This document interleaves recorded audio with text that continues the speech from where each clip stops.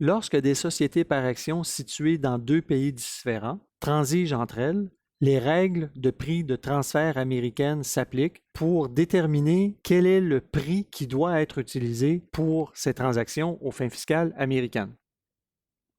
L'article 482 de la loi américaine accorde le pouvoir au Internal Revenue Service d'ajuster les revenus, dépenses et crédits lors de transactions entre personnes liées si ces transactions ne reflètent pas le principe de transaction à distance.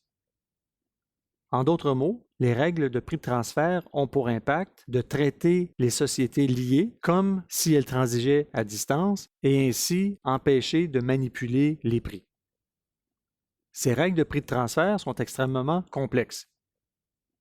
Il y a plus de 250 pages de règlements prévus dans le Internal Revenue Code et ces règles sont complexes.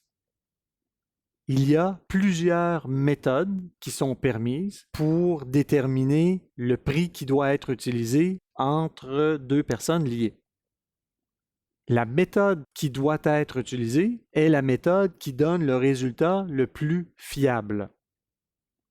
Généralement, ce travail est effectué par des économistes qui utiliseront des banques de données de contribuables dans des situations similaires, contribuables qui ont des fonctions similaires.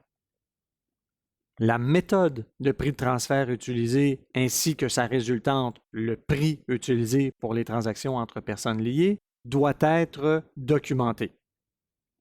Le fisc américain peut demander aux contribuables de soumettre cette documentation sur demande et le contribuable a une période de 30 jours pour remettre la documentation au fisc américain.